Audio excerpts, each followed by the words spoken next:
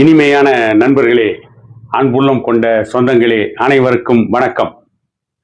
நேற்று தமிழ்நாடு முழுவதும் அண்ணா திமுகவும் அதன் கூட்டணி கட்சிகளும் ஆளுகின்ற திமுக அரசை கண்டித்து கண்டன ஆர்ப்பாட்டம் நடத்தியிருக்கிறார்கள். அந்த ஆர்ப்பாட்டத்தில் முன்னாள் அமைச்சரும் தற்போதைய நாடாளுமன்ற மாநிலங்களவை உறுப்பினருமான சி.வி. சண்முகம் அவர்களும் அண்ணா திமுகவின் இன்னொரு முக்கிய தலைவர் திண்டுக்கல் சீனிவாசன் அவர்களும் பேசியது ஒரு மிகப்பெரிய பேசுபொருளாகி இருக்கிறது. சி.வி. சண்முகம் அவர்களுக்கு நடிகர் சங்கம் கண்டனம் தெரிவித்திருக்கிறது. கிட்டத்தட்ட அரசியல் நாகரிகத்தை தமிழ்நாட்டிலே குழி தோண்டி புதைத்துக் கொண்டிருக்கிறார்கள். நாம் திமுகவிற்கு ஆதரவாக பேச வேண்டும் என்பதற்காக இதை பேசவில்லை.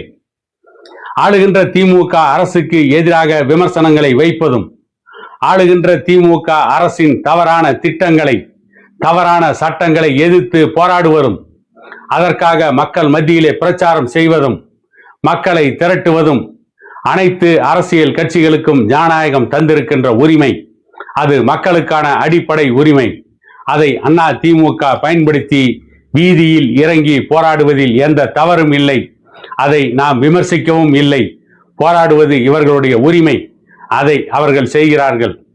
ஆனால் அந்த போராட்டத்தில் பேசுகின்ற பொழுது அரசியலுக்கே சம்பந்தமில்லாத சினிமா நடிகையை சி.வி. சண்முகம் அவர்கள் எதற்கு வம்புக்கு இழுக்க வேண்டும்? முதலமைச்சர் ஸ்டாலின் சொல்லி இருக்கிறார், உங்களுடைய கனவை என்னிடம் சொல்லுங்கள் என்று. எனக்கு நயன்தாரா வேண்டும் என்பது கனவு என்று சி.வி. சண்முகம் சொல்கிறார். நயன்தாராவிற்கும் அரசியலுக்கும் என்ன சம்பந்தம்? நயன்தாரா ஒரு நடிகை. அவர் அரசியலில் இருந்தால் கூட விமர்சிக்கலாம். அப்பொழுது கூட நாகரீகமாகத்தான் விமர்சிக்க வேண்டும். ஆனால் நாகரீகம் கடந்து சம்பந்தம் இல்லாமல் ஒரு நடிகையை ஏன் இவர்கள் வம்புக்கு இழுக்க வேண்டும்? இன்னொரு பக்கம் திண்டுக்கல் சீனிவாசன் அவர் என்ன சொல்கிறார்? தமிழக முதலமைச்சர் சேலை கொடுத்தார், சேலை நீ கொடுத்தாய், பாவாடை யார் கொடுப்பாய் என்று கேட்கிறார். இதெல்லாம் வரம்பு மீறிய பேச்சு. சேலை கொடுத்ததை கண்டிக்கலாம், சேலை கொடுத்ததில் நடந்த ஊழல்களை கண்டிக்கலாம், அரசின் இலவச திட்டங்களை கண்டிக்கலாம், மதுபான கடைகளை அரசே திறந்து வைத்து சாராயம் விற்பதை கண்டிக்கலாம், அதற்காக போராடலாம். ஆனால் இப்படி அரசியலுக்கே சம்பந்தமில்லாத விஷயங்களை, அரசியலுக்கே சம்பந்தமில்லாத நடிகை பற்றி சி.வி. சண்முகம் பேச வேண்டிய அவசியம் எதுவும் இல்லை. இன்றைக்கு சி.வி. சண்முகத்திற்கு நடிகர் சங்கம் கண்டனம் தெரிவிக்கிறது. ஏன் என்று கேட்டால், இப்படி ஒவ்வொருவரும் தேவையில்லாமல் ஏன் அரசியலுக்கே சம்பந்தம் இல்லாத நடிகர் நடிகைகளை இப்படி ஆபாசமாக பேசுகிறார்கள் என்ற கேள்வியை அவர்கள் எழுப்புகிறார்கள். ஒரு நடிகையின் மீது விமர்சனத்தை வைக்கலாம், தவறு இல்லை. அவர்கள் நடிக்கின்ற திரைப்படங்கள் மக்கள் மத்தியிலே ஒரு தவறான கண்ணோட்டத்தை உருவாக்குகிறது. மக்களை, இளைஞர்களை சீரழிக்கிறது. அந்த நடிகரோ நடிகையோ ஆபாசமாக நடிப்பது தமிழ் பண்பாட்டிற்கு, கலாச்சாரத்திற்கு ஏற்ற செயல் இல்லை என்று விமர்சிப்பதும், அதை கண்டிப்பதும் உரிமை. அதை செய்யலாம், தவறு இல்லை. ஆனால் எனக்கு நடிகை வேண்டும் என்று கேட்பது எப்படிப்பட்ட அரசியல் நாகரிகம் என்பதை ஒரு முன்னாள் அமைச்சரே உணர்ந்து கொள்ளவில்லை என்றால் மற்றவர்கள் எப்படி இருப்பார்கள் என்று நாம் சொல்ல வேண்டிய அவசியமில்லை. எத்தனையோ திரைப்படங்கள் இந்த தமிழ்நாட்டில் கலாச்சார சீரழிவை, பண்பாட்டு சீரழிவை உருவாக்கி கொண்டிருக்கிறது. எத்தனையோ திரைப்படங்கள், எத்தனையோ திரை நட்சத்திரங்களுடைய நடிப்பும், அவருடைய கதை வசனமும், அந்த இரட்டை அர்த்த வசனங்களும் இளைஞர்களை தவறான வழிக்கு இழுத்து செல்கிறது. இதை பற்றியெல்லாம் இன்று வரை சி.வி. சண்முகம் அவர்களோ திண்டுக்கல் சீனிவாசன் அவர்களோ பெரிதாக மக்கள் மத்தியிலே பேசவில்லையே, ஏன்? சரி, அதிமுகவில் சி.வி. சண்முகமும் திண்டுக்கல் சீனிவாசனும் தான் இப்படி பேசினார்கள் என்று சொன்னால், திமுகவில் இருப்பவர்கள் சரியாக பேசுகிறார்களா என்று யோசனை செய்து பார்த்தால், திமுகவில் சிவாஜி கிருஷ்ணமூர்த்தி என்று ஒரு பேச்சாளர் இருக்கிறார். அவர் ஒரு காலத்தில் சினிமா நடிகை குஷ்புவை பற்றி மோசமாக, ஆபாசமாக விமர்சனம் செய்து நீதிமன்றத்தின் தண்டனைக்கே ஆளாகி இப்பொழுது நீதிமன்றத்தில் மேல்முறையீடு செய்து அந்த வழக்கை நடத்தி கொண்டு ஜாமீனில் தான் இருக்கிறார். இந்த அளவிற்கு அரசியல் அநாகரிகம் தமிழ்நாட்டில் தலைவிரித்து ஆடலாமா?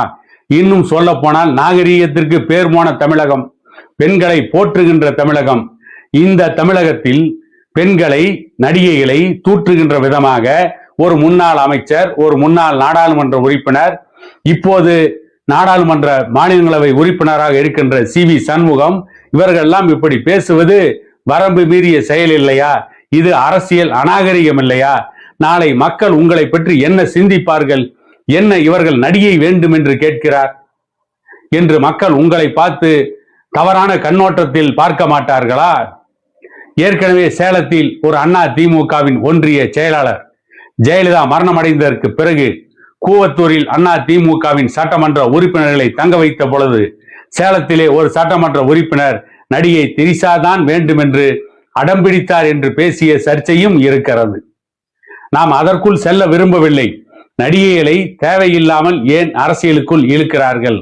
ஆகவேதான் அவர்கள் வேலை உண்டு அவர்கள் உண்டு என்று சென்று கொண்டிருக்கின்ற அந்த நடிகைகள் கூட வேறு வழி இல்லாமல் தமிழக அரசியலுக்கு இழுக்கப்படுகிறார்கள். அவர்கள் அரசியலுக்கு வந்து தமிழக அரசியலை சர்வநாசம் செய்கிறார்கள். இது கடந்த காலங்களில் நடந்ததுண்டு. அப்படிப்பட்ட ஒரு நிலைமைக்கு மீண்டும் தமிழகத்தை தள்ள வேண்டும் என்று சி.வி. சண்முகம் போன்றவர்களும் திண்டுக்கல் சீனிவாசன் போன்றவர்களும் பேசிக் கொண்டிருக்கிறார்களா? திமுகவை சார்ந்தவர்களும் அதில் சளைத்தவர்கள் அல்ல. சிவாஜி கிருஷ்ணமூர்த்தி போன்றவர்களும் நடிகர் நடிகைகளை பற்றி அவதூறாக மோசமாக பேசி இப்படிப்பட்ட ஒரு மோசமான சூழ்நிலையை மோசமான அரசியலை தமிழ்நாட்டில் நடத்தி கொண்டு இருக்கிறார்கள். இது அரசியல் அநாகரிகமாகும். இது அரசியலில் வரம்பு மீறிய பேச்சு என கூறிக்கொண்டு மீண்டும் ஒரு காணொளியில் உங்களை சந்திக்கும் வரை உங்களிடமிருந்து விடைபெறுவது உங்கள் எடப்பாடி துரைசாமி.